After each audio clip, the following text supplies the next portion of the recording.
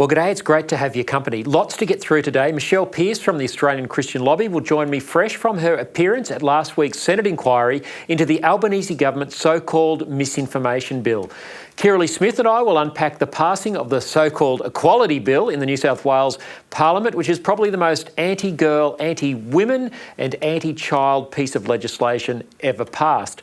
On the issue of human rights for unborn babies and support for their mothers, the ABC continues to misinform.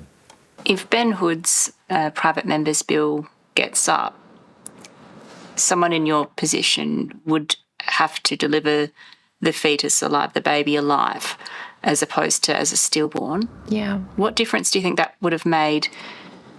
Jodie Pickard from Love Australia will join me to explain how the national broadcaster is a propagandist for the culture of death.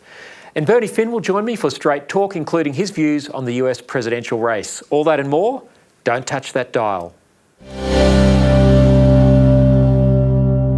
Well, the weekend's Australian Capital Territory election saw Family First's Elizabeth Kickard lose her seat in the Legislative Assembly. Her loss was part of a Liberal Party campaign to rid the party and politics of clear Conservative voices, not unlike the unjust expulsions of Victorian Liberals Maura Deeming and Bernie Finn. Now, Elizabeth Kickard had always been a courageous voice for family, faith, life and freedom in the nation's most anti-family and anti-faith jurisdiction. A month out from the election, the Canberra Liberals booted her from the ticket. Family First was pleased Elizabeth could find a home with us. We did everything we could to get her re-elected so her pro-family voice could be kept in the Parliament.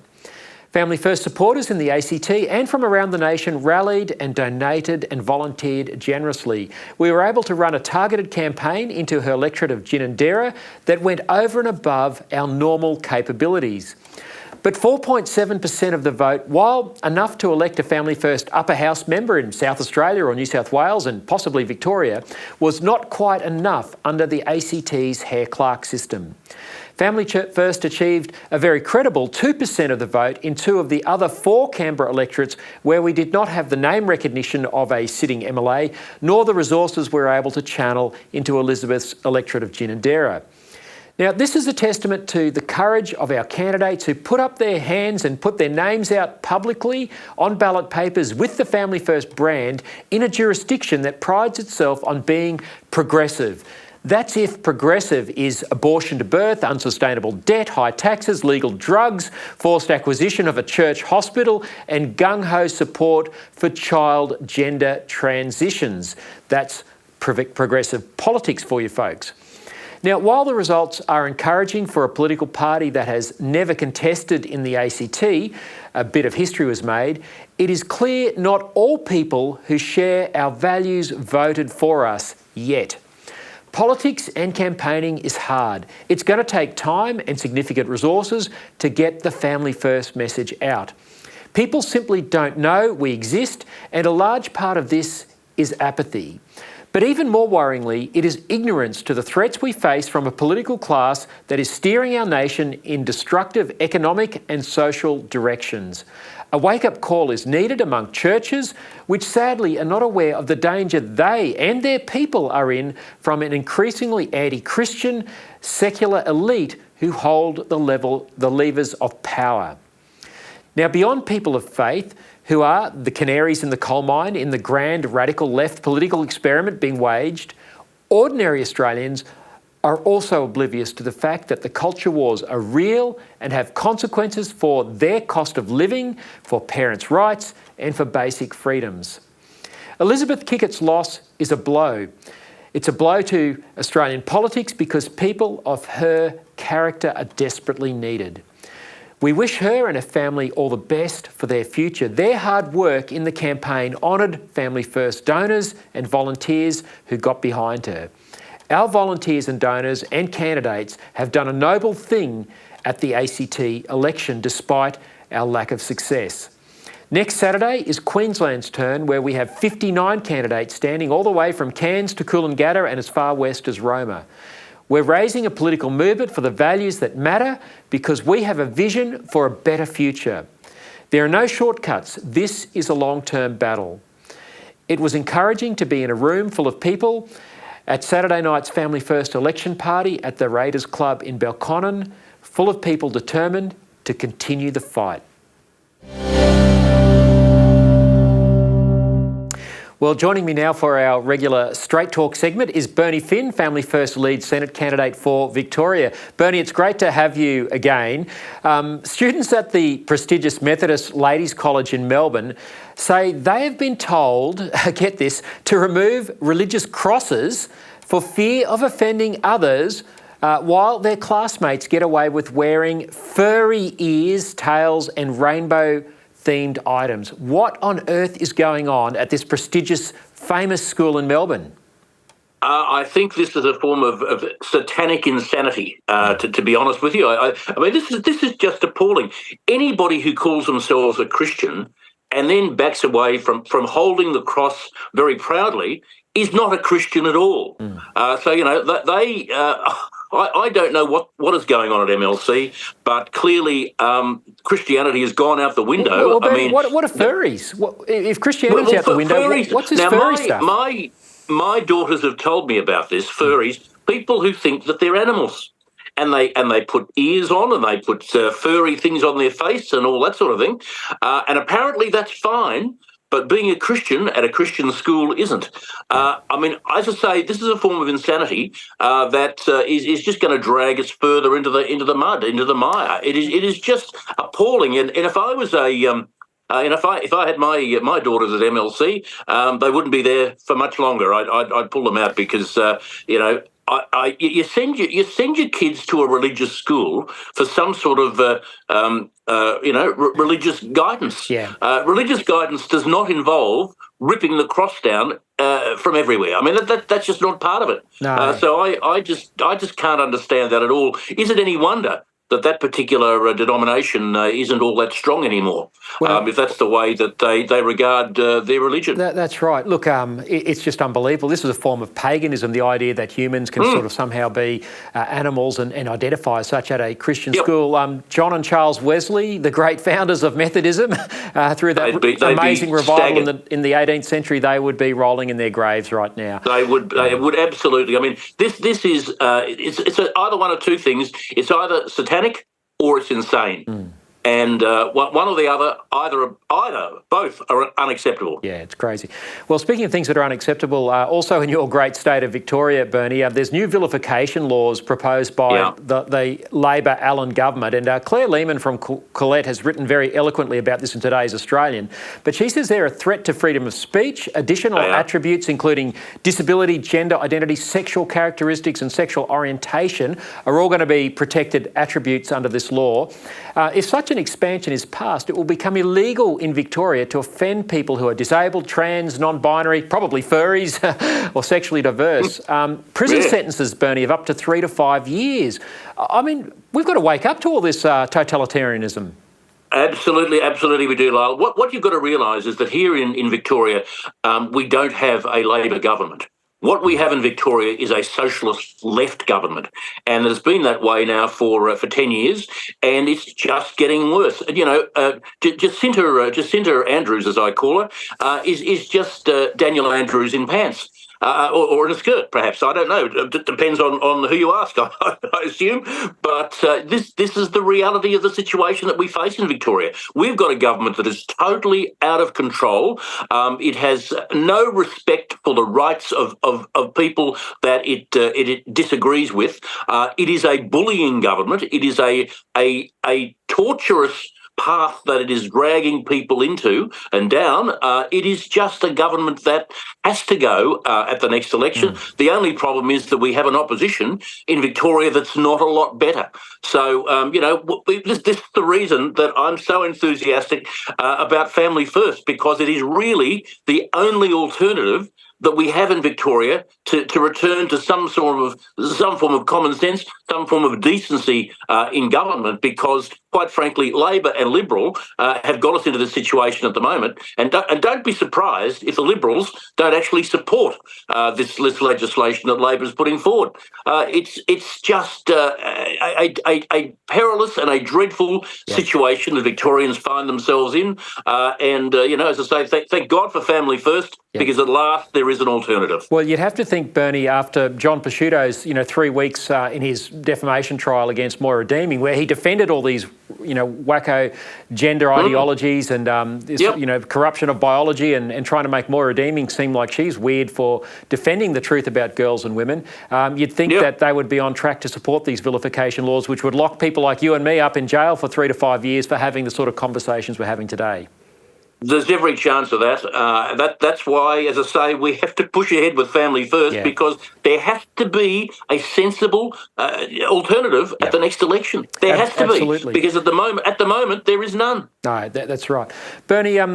At the weekend, this really shocked me. Well, it shouldn't have shocked me, but just the levels of which these so-called pro-Palestinian protesters are willing to go to. But, of course, there was the terrific news last week of Israel's killing of Yahya Sinwar, the butcher of Gaza. You've got to admire Mossad. Mate, how good is Mossad? Well, their troops and whoever fired that tank shell and got that drone in there and he was waving a stick at it. But it was great stuff.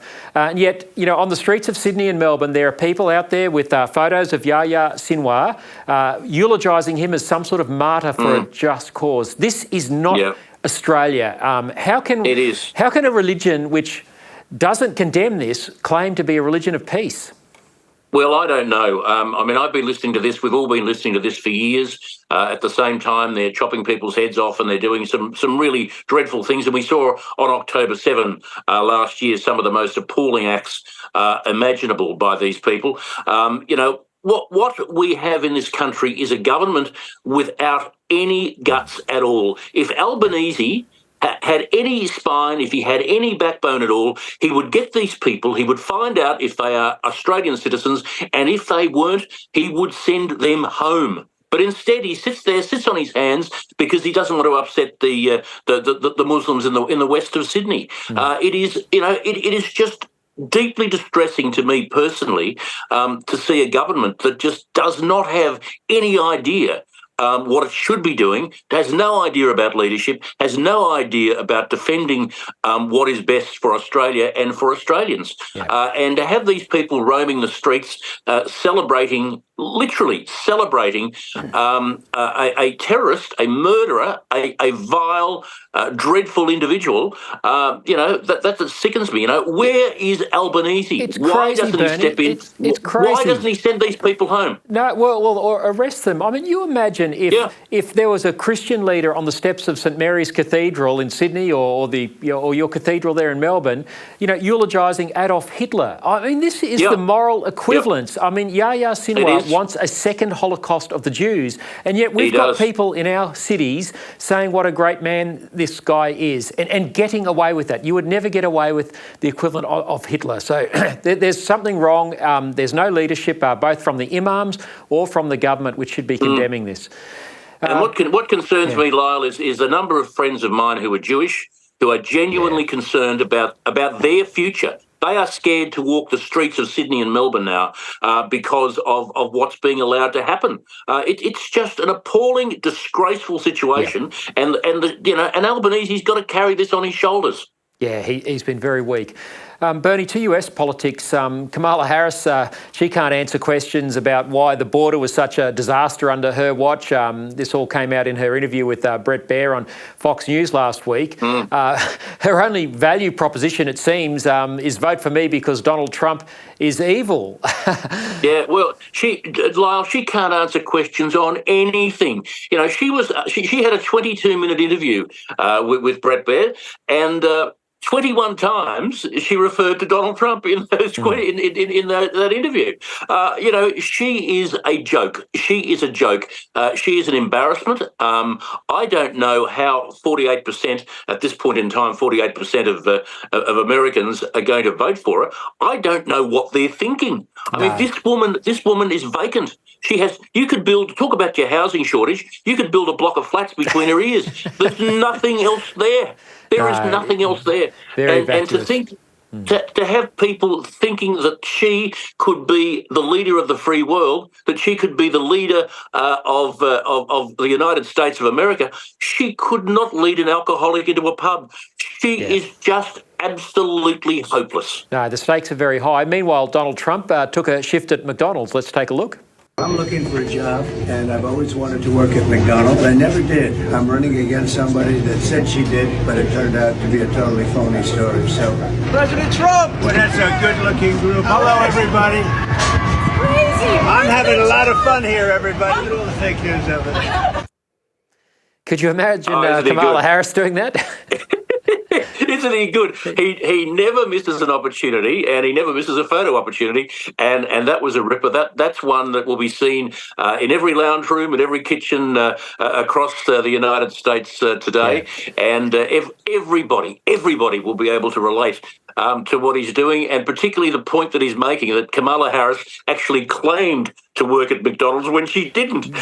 Just an extraordinary situation. But I've got to say, with what is it, 2 weeks to go, I think that the Donald Trump is going to win, and I think he's going to win, as he used to say, bigly. I think the trend is very, very strong in his favour, and unless there is some serious cheating going on, unless there's some serious rigging of the electoral system over there, I think President Trump will return to the White House, will return to the Oval Office on January 20 next year. There you go, folks. You heard it here first on ADH TV. Bernie Finn's prediction for the US presidential election. Bernie, thanks so much for your time again today. Good on you, Lyle. Great to see you.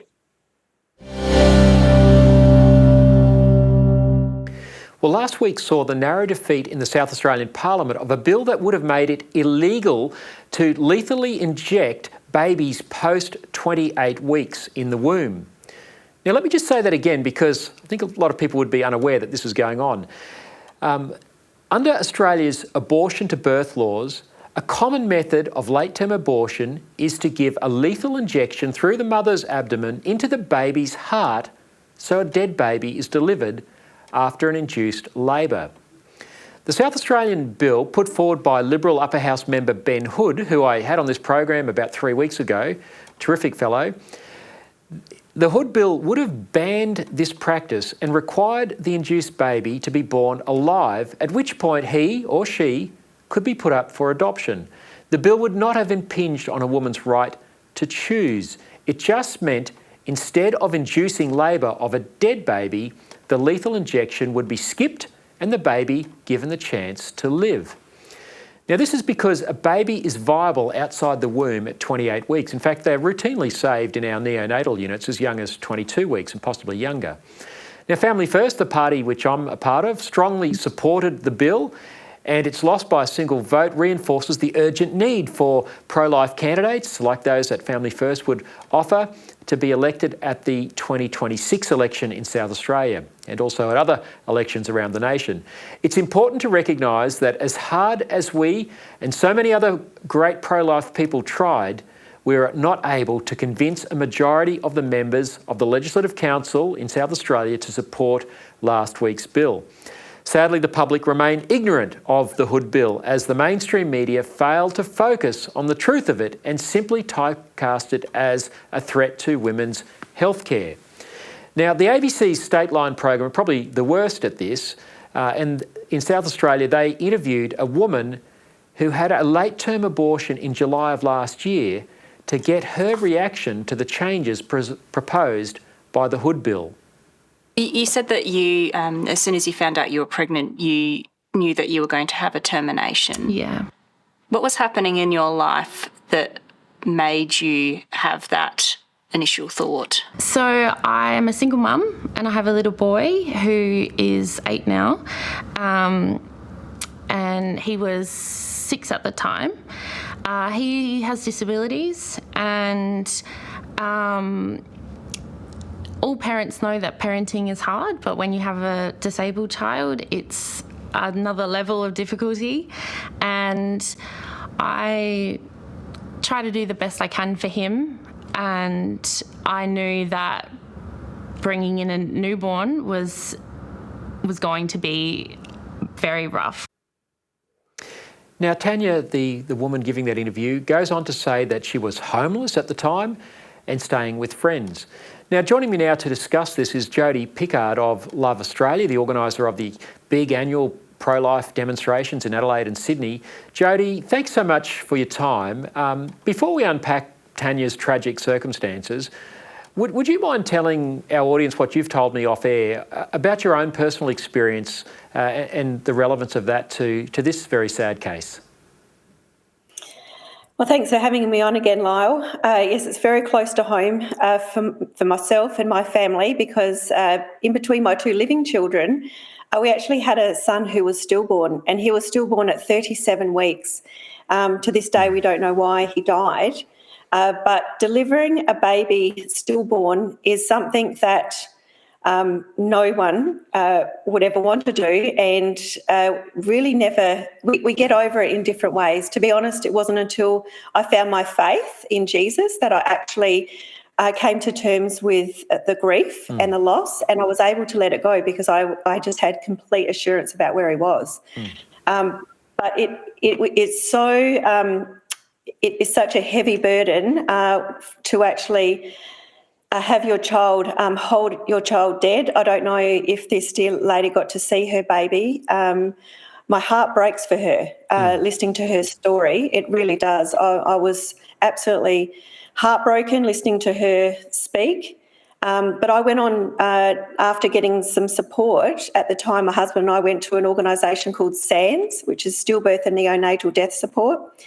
And we went there for, a number of years, and it's peer-to-peer support of other bereaved parents, just supporting other bereaved parents who are further down the track, to give them hope that, there is a way forward in this tragic grief that is just all-consuming. So I ended up going back in as a support worker for about 10 years. So I've sat with hundreds of families who have had stillborn babies. So my experience is quite extensive, obviously. Well, Jodie, thank you for sharing that. We want to unpack a little bit more of Tanya's story. Let's have a look at the next clip from Stateline. I don't think I would still be here today if I had had that baby. It would have been so bad for my mental health. I truly don't think I would be here. Jodie, what's become of us as a society when a woman like Tanya finds herself in a position where the father of the baby, other family and community members have left her so vulnerable that she is essentially saying that if she can't get a late-term abortion at 24 weeks, that she might die? I think that's what she's saying there, presumably perhaps by suicide even. That's the part that just broke my heart. I thought we have let her down on every level. I mean, she needed support. She needed support before. She needed support during and after, and she still needs support. And so this level of support should be available in a beautiful nation like Australia. And I believe it is there, but the information is not getting through to people who are this vulnerable. And so I feel like this idea that we have to affirm at every stage of somebody's decision making, we're seeing it in other areas of trauma as well with our kids. But in this instance, she has shared where she's at and expressed that she doesn't think she's going to be able to cope. And without being in the room, obviously we don't have all the answers, but I believe that she was affirmed in that. And I don't know what sort of support was ever offered to her. I don't know if even to this day she knows what support is available. And even now for her disabled son. But also now I hope that she realises that there is support even now for her to be able to come to terms and deal with the grief of what's happened with her baby's death. Well, Jodie, you raised some really good points there. I mean, you would have thought that if the ABC's Stephanie Richards was doing her job, she would have asked questions about what alternatives did you have to, killing a baby at such a late stage of gestation. Let's have a look at the next clip. You found out you're 24 weeks pregnant. You were seeking a pregnancy termination. What happened? Once that was, the hospital and the midwives were found, the next process was booking in for a twilight anaesthetic the day before to, I'm not really sure what it's called. It was an injection through my abdomen into the uterus to stop the heartbeat and stop the pregnancy. And then the next day, first thing in the morning, went to the Women's and Children's to get checked in, and that's when the process to induce me started to start my labour. Now, Jodie, at the start you shared your experience of having a baby die in utero. You didn't know the cause of that. Here we've got Tanya describing how her baby died. I mean, this is quite confronting, isn't it? Oh, it's very confronting, and just the way that she's. I just think that she's needing to have all of her defences up to be able to even cope with that, and to say that without being emotionally just destroyed in the truth of it, or even, and I feel so sad because she's only 2 years in from her baby dying, and from my experience, anyone who's only 2 years in from their babies dying, certainly in an interview or anything like that, we don't get through our testimonies. Like, I've sat with hundreds of people, and when I say we don't get through it, we get through it, but we get through it with tears. And I feel like she's not even being able to grieve her baby now, that she has to have this narrative that, it was her choice and she's okay with it. And I'm very concerned for her into the future. I really pray that she can find a good counsellor and find a way through to be able to actually speak about it and grieve this precious baby. Well, what's even more extraordinary is that State Line then, use her to make a political point. Here's the next clip. Ben Hood's private members bill gets up, someone in your position would have to deliver the fetus alive, the baby alive, as opposed to as a stillborn. Yeah. What difference do you think that would have made for you? It makes me really sad to think about it if the bill gets through, but also really angry because I don't think that this bill is a solution to a real problem. I think it's creating a problem because nobody's getting a late-term abortion for convenience. It has to be deemed medically necessary. Now, Jodie, is this ethical reporting by the ABC? Should Stephanie Richards have challenged Tanya's assumption that the only way forward for her was for her to kill her baby the way that she described earlier? I don't think it's ethical at all. I feel like she was leading her in those statements to be able to come to the conclusion that they wanted to bring forward, which it was against this bill. But even in her own admission, she was 24 weeks. So as horrible as this is, she actually, even with this bill, would still actually have been able to have that termination. So obviously they couldn't find somebody post 28 weeks who was willing to share their story. Otherwise, I'm sure they would have gone there on that one. But yes, once again, she is caught up in a very... I think the emotion is just so huge that she's had to push it down into her soul to be able to cope. And then this is giving her an opportunity to have that affirmed, that the decision she made was the right decision. That's the only reason I can think of that someone would want to share such a private thing. It's not even clear, Jodie, that there was a medical reason why she needed to kill what would seem to be a healthy baby at such a late stage of gestation. I don't think we should be killing any babies at any stage of gestation. That's my pro-life view. But I think most Australians would recoil, and certainly secular polling shows that Australians do not support late-term abortions. Yet Tanya is saying, she uses the word convenience. I don't want to say that's why she did it, but it doesn't seem like there was a compelling medical reason. No, the medical... I don't know what was going through her thinking, but I feel like she didn't have... I don't think she was probably able to unpack the whole thing. Because I'm wondering in her mind whether she, in some ways, was thinking if this baby lives, well then basically I won't and my child won't. So it was almost a choice of which way we can go here. But that is, in Australia, we've got such great support. I mean, we don't have to make a choice like that. We really don't. The support, we've just let her down on every level as far as being able to offer support because never is the answer to deliver a stillborn baby. Yeah, and that's the tragedy of this debate. When you get that sort of reporting by the ABC that's so one-sided, as if the only option is for late-term abortion to exist in law and for that sort of horrific circumstances of aborting a baby to be allowed legally.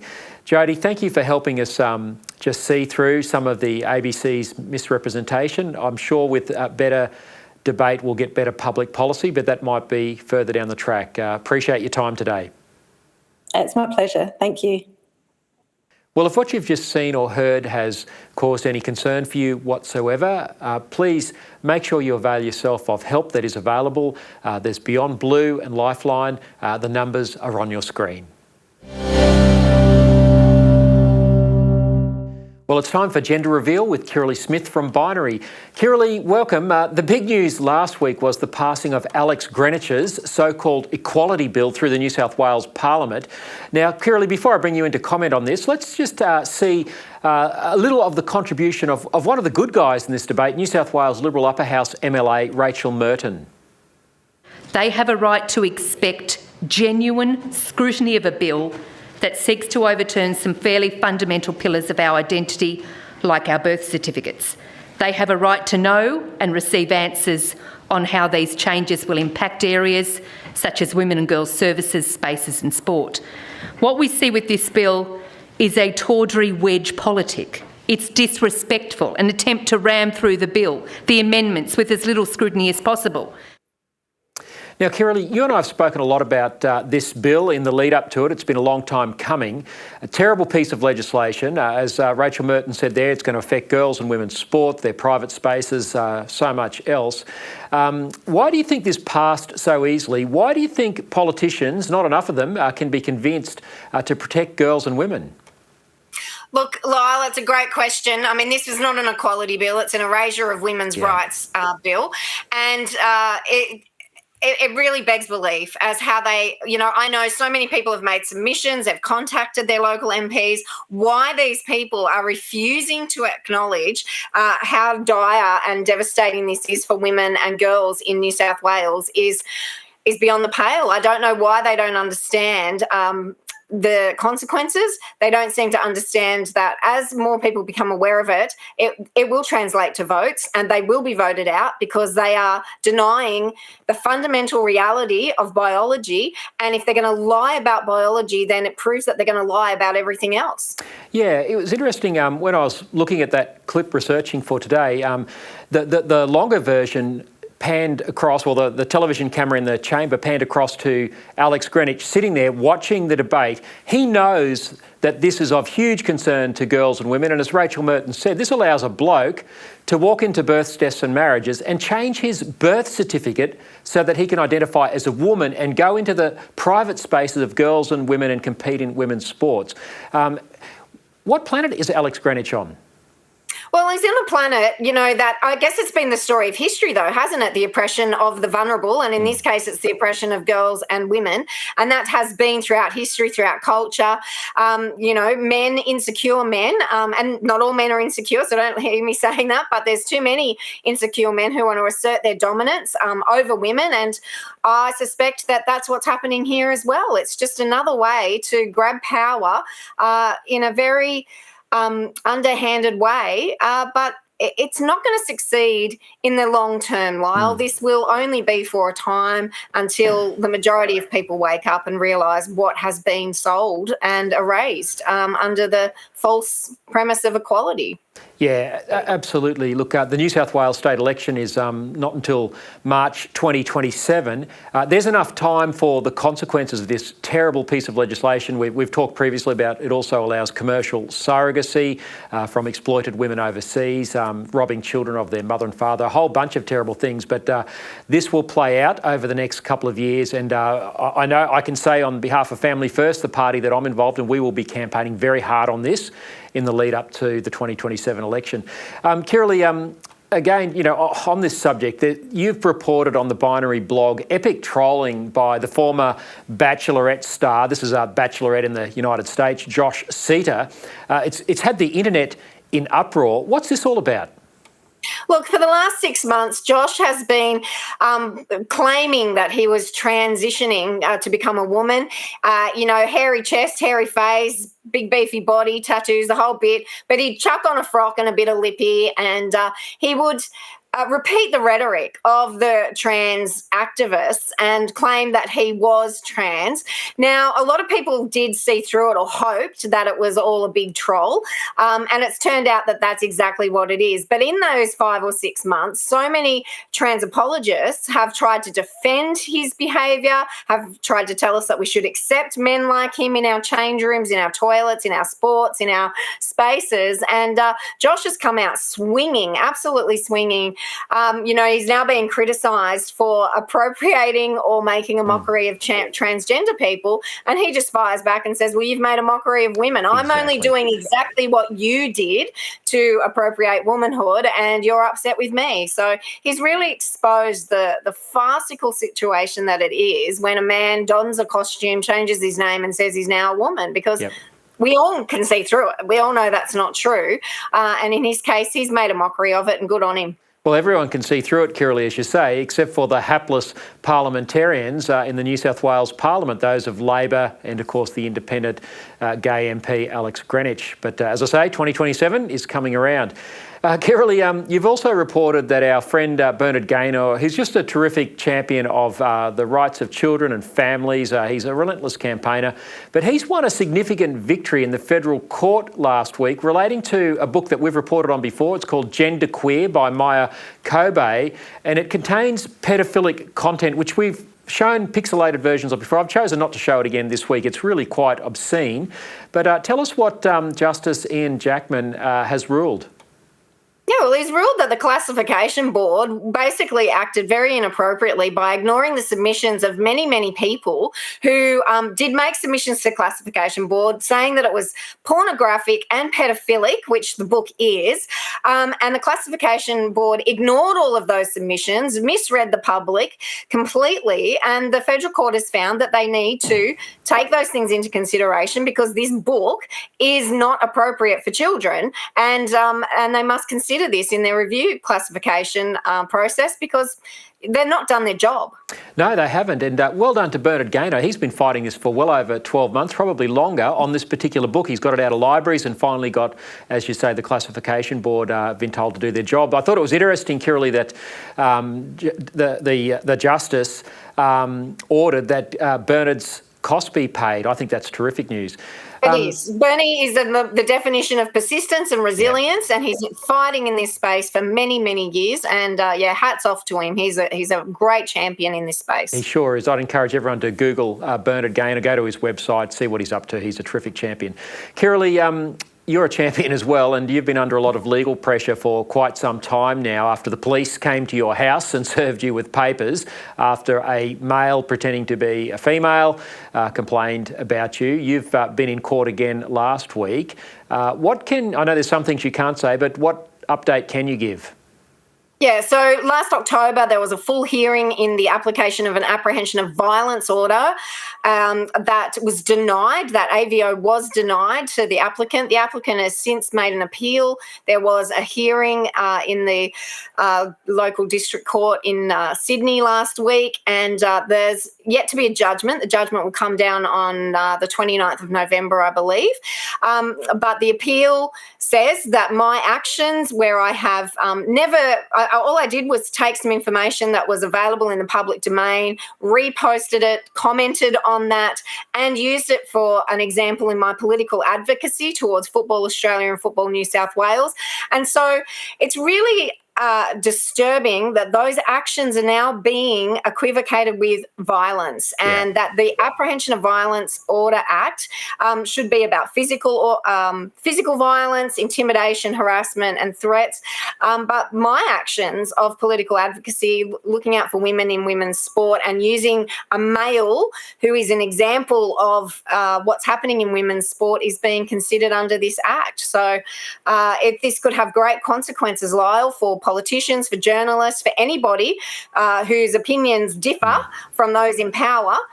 They could also be threatened with apprehension of violence orders for speech. It's absolutely outrageous, Kirralie. I mean, the idea of a man pretending to be a woman and playing soccer against girls and women, that is violence in itself because of the sheer physicality of a male body in women's sports. And yet you're being dragged through the courts for apprehended violence, supposedly because of political advocacy to say that men shouldn't be playing in women's sports. It's ridiculous. Kirralie, I know I posted on X this morning when I saw your post about this, that politicians who are silent about this and who are not fighting to restore free speech, they're not worthy of Australian values, and they should be voted out. And that's pretty much every politician in state and federal parliament at the moment. No one's fighting for freedom of speech, and I just think that's outrageous. And yet they could be the victims under this act, Lyle. They could actually be the victims. They need to sit up, wake up and take notice and do something about it. Yeah, the rainbow political agenda has gone way too far. Kirralie, thanks for continuing the fight. We'll look forward to chatting with you again next week on Gender Reveal. Thanks for having me, Lyle. Well, the Albanese Government's so-called misinformation, disinformation bill is probably the biggest threat to freedom of speech in Australia's history. My next guest is Michelle Pearse of the Australian Christian Lobby. She's running a big campaign against the government's planned censorship law so that freedom of speech can be protected. Michelle and Dr. Elizabeth Taylor gave evidence at a Senate inquiry in Canberra last week. The problem is a problem of, in principle, this approach is wrong to provide wide capacities to suppress information and then to provide carve-outs for areas that are regarded as legitimate. So in this case, the religious exemptions are far too narrow for a start, but more than that, I would say that the problem really goes to the approach for the whole bill, in principle, which is to look only at the harms caused by misinformation and not to address the problem of harms caused by the suppression, the wide suppression of a broad range of information. We don't want to be told that we have an exemption in which we then have the freedom under the carve-out to speak our views. The freedom should be guaranteed to all, not just religious people. Now, Michelle Pearse joins me now from Canberra. Michelle, thanks for your time. For those who are not following this closely, what's wrong with the Albanese Government's Communications Legislation Amendment, Combating Misinformation and Disinformation Bill, that's its full title? Why is this such a threat? Well, I could go with a 20-minute monologue to express our dissatisfaction and the dangers that this bill poses, but perhaps I'll just say as an introduction that no democratic government should set themselves up to be the arbiter of truth. And that's really what this bill allows the government to do, to determine within their power what is misinformation, what is disinformation, according to their very broad, subjective and very vague definition of serious harm that really operates as a catch-all. This is a massive threat to democracy. It's a massive threat to freedom of expression. And as the CEO of the Australian Christian Lobby, I'm concerned about our ability to communicate our message on online platforms if this bill passes in its current form. What sort of messages could be at threat, Michelle? Well, Lyle, you'll be familiar with the types of messages, even that you post on your platforms, similar to some of the messages that we speak about publicly too. Just one example, just over the weekend, the Sydney Morning Herald called out our views on, the facts that we have about babies who survive abortions and about healthy babies being aborted at a stage where they're viable as misinformation. So if this view of the media is, and really what the definition of serious harm, these kind of views will be captured in the legislation according to their very broad and vague and subjective definitions, that we'll find it difficult to be able to share our message, and these messages aren't biased. These are facts, but the media consistently calls them out as misinformation. So, for instance, if you wanted to say, or say a Christian church or ministry wanted to say that biology is, male, female, that men, can't become women just by getting a birth certificate, that sort of thing could be called misinformation. Absolutely. Within the impact analysis, in the definition of physical harm, within the definition of serious harm, it labels physical injury as expressing a view about how the rights of LGBTQ groups are coming at the expense of other groups. And we know that publicly there has been a public debate about how the rights of the LGBTQ group are conflicting with the rights of Christian institutions and Christian churches, but this has been labelled as physical injury.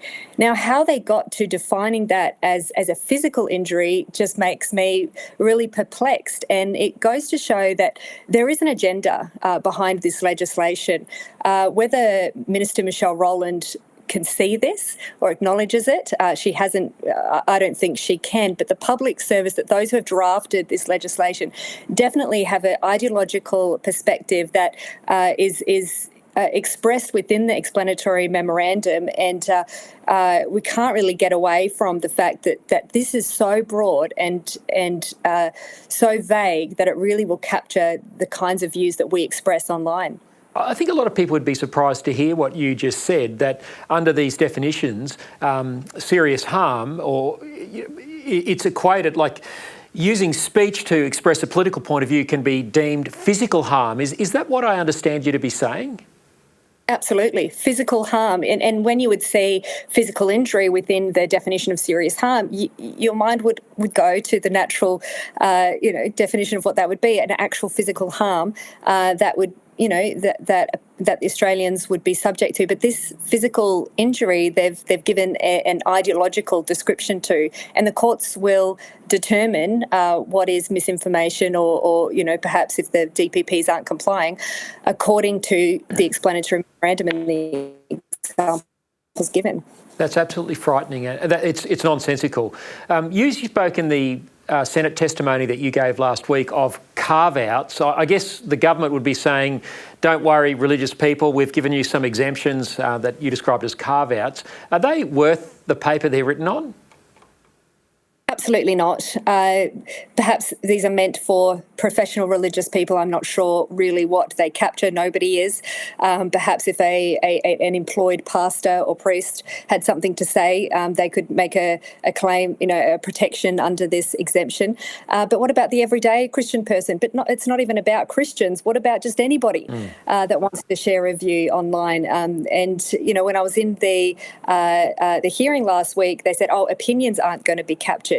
But according to the definitions of serious harm and the examples given, opinion definitely will be captured within this legislation. So we're not just concerned about Christians and the right of Christians to be able to share their views. We're concerned for the rights of every Australian, especially, according to the fact that we have signed up as a signatory to the ICCPR, the International Convention of Civil and Political Rights, which is supposed to guarantee our freedom of expression. But we don't have those protections explicitly in Australian law, and as such, the government's able to propose a legislation such as this, which is a serious violation of freedom of expression if it's passed in its current form. Yeah. So, what sort of feedback did you get from the senators sitting around that table in Canberra last week? Were they persuaded by any of your arguments? Can they see that there's a problem here, or are they just determined to push on with this regardless? Well, the ones that aren't with us didn't bother to ask us questions. We had questions by those who we know agree with us on this issue, but I did sit in and listen to some of the other questions that were given to other people that attended the public hearing. And Senator Sarah Hanson-Young is committed to this passing because of what she sees as the abuse by the digital platform providers in pushing polarising messaging and harmful messaging out on their platforms.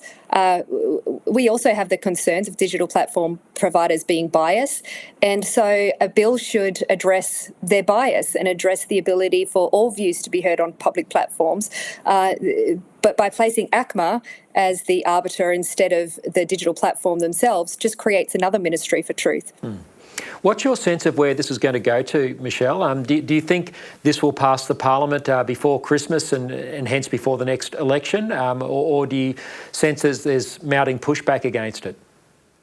There's definitely mounting pushback. It's not just Australian Christians that are concerned. There are many civil liberties and human rights groups that are very concerned about this.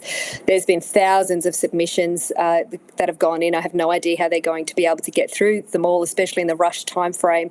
Listen, there's one more week left of the parliamentary sitting calendar after the committee's due to report. And I suspect that they're going to try to push that through before the end of the year. As Minister Rowland has said, she sees this as a high priority and they're going to try and push this through. So we'll be seeking commitments from the coalition to wind this back if they win the next election. Otherwise, we'll be taking this to the federal election to make people aware of how their democratic freedoms have been suppressed, abused, violated by this Labor government bill.